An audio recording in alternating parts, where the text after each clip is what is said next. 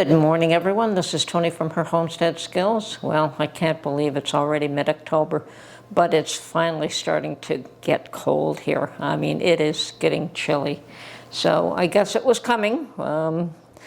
As much as we hoped it wouldn't, we don't really like the cold. Some of us don't. Mark and I, for two, really don't like the cold. But we'll have to bear with it again, and I understand that this year might be a lot worse than last year, although last year we got lucky. It was pretty mild for an Ontario winter. I do have to get out to the garden before it gets too much colder and try to clean it up and tear down all sorts of plants. I was there the other day, and I did pick some more beautiful green peppers. That's about all that was left. My tomato plants were done, and my horseradish is like wild. I probably should dig that up because that will spread and take over the whole garden. There are a few things I probably should not have planted because they do take over, but we'll see if we can clean that up next year and prevent some of it from spreading any further than what it is. So we'll see what happens there. And I probably should tarp it over to keep the weeds down and make my work less strenuous next spring, because I still, at this point, plan to garden there again next spring. And of course, the plans for next spring start now. And yes, I am collecting seeds from the plants that I have planted there. I have collected a whole bunch of bean seeds. I had no real bean harvest because the bunnies kept eating it, but I did manage to get enough beans to collect them for seed. What are you going to do? Yeah, take what you can get. So yes, other than that, I have gone through my seed collection, and I have to decide what I want to add to it and what I don't want to plant next year. But that's, you know, I do have to sit down and make a plan of what I want, and it's going to be a little bit different next year than what it was this past few years, actually. But we'll see what happens there. I have to get out and plant my garlic, and that should be done as soon as I clean a spot for it. I should plant some garlic now, and yeah, wait before it gets way too cold. And for my friends down south, not long now before you have the potential to choose a new president. I think it's only a few weeks away. My, how the time flies. And I understand you have a lot of early voting potential in a lot of spots, and hopefully some of you are taking advantage of that. We do take advantage of early voting here in Ontario, but it's usually only for a very short window. I think we have something, I don't know if it's a few days or a week or whatever it is, but it's just that one set period of time where they do allow early voting, and Mark and I have always taken advantage of that. And it keeps you away from the crowds if you go early and get it over and done with, and you don't have to worry about having only that one day to vote, which can, you know, you might miss it for whatever reason. Something may come up and you may not be able to make it that day. So I do recommend that everyone votes. I know a lot of you think that your votes don't count, but it's the only option you have, you know. So yes, your votes do count, and if they don't, well, then you have to do something about it in the future to make sure that they do count. And I don't know what that is, but you know, the more you know how the system works, the more you can adapt to making the changes that are needed in order to be effective. But in Ontario, we still all have paper ballots. I'm not saying that they don't run them through a machine, but it's all paper ballots as well. And Mark and I have both. I think the last election we both were scrutineers. I think that was the term that they used.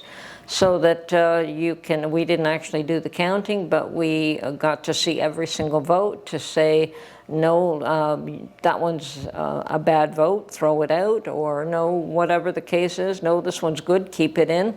So yeah, we both acted as scrutineers one year. I mean, he's done it more often than I have. I only did it the once. I think they needed extra help and they asked me to go along. And that was fine. It was an experience, and I think everyone should get involved to some degree.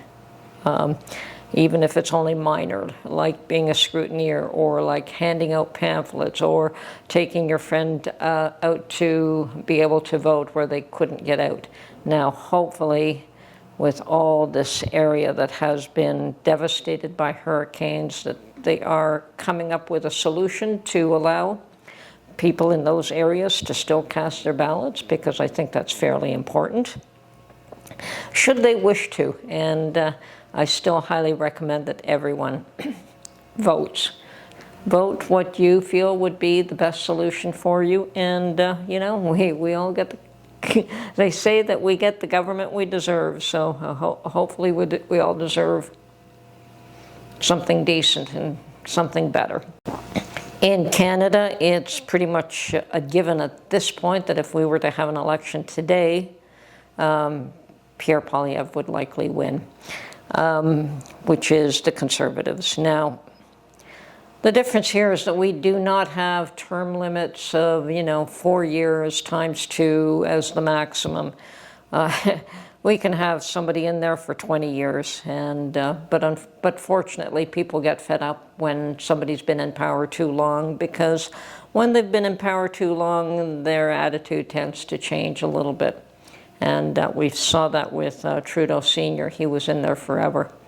And I think at this point, a lot of people are starting to feel that way about Trudeau Jr. I mean, he still has people that support him, but that support is dwindling. And I believe that there are the support, the full support for him is no longer there. So that government could be toppled, and we could have an election before the end of 2025 when it has to happen. So it could happen early this year, early in 2025 as well.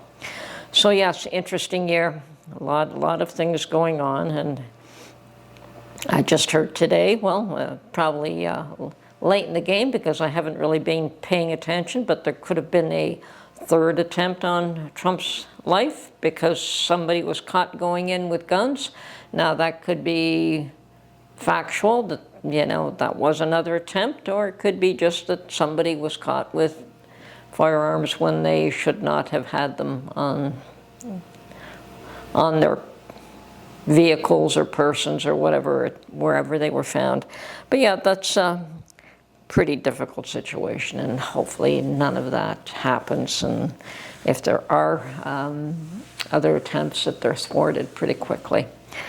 That's not the way to change government. I'm sorry. It should be the will of the people, whatever the will of the people is, not the will of the one person. So, or the will of the mob. I mean, that's still not the right way to go. Anyway, hoping everyone is doing well, that you're stocking up a lot of food for this winter. My feeling is that it's going to be a pretty ugly winter. Definitely here, and I'm pretty much stocked up, but I still put things away here and there occasionally where I feel that I have an opening. I'm probably going to go out and get some more of those butternut squash. They work quite the job to peel them and cube them and can them, and that's fine. I still like to have those in my pantry, and I've picked up a lot more butter. Once again, Costco had it on sale for about $4.50, and yeah, picked up another bunch of those. I did go to Costco and did a big shopping.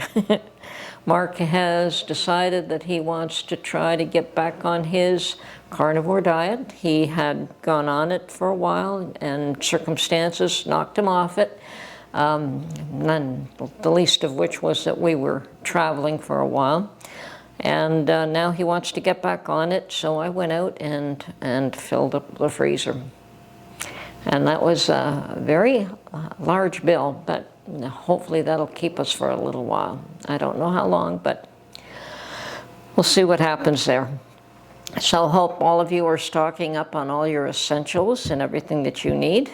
The other thing is that, of course, I have shown it so many times that I make yogurt and and chicken stock, and I keep Mark in chicken stock, and he has started that daily routine of drinking a pint of chicken stock every morning, so I make sure that I keep him in it, and I'm telling you, I no longer can it.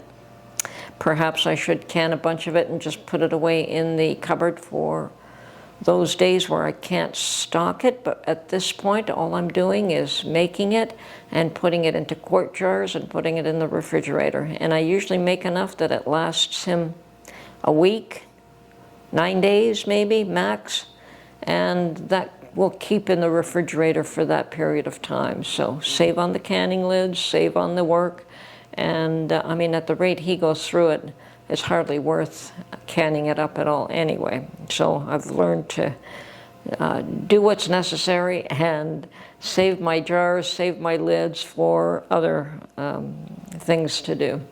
Anyway, okay, I hope everyone's doing well. So right now I'm waiting for a visit from one of my dear sweet children. So I'm going to cut this video short, and we'll talk to you again real soon. Take care, everyone. Bye for now.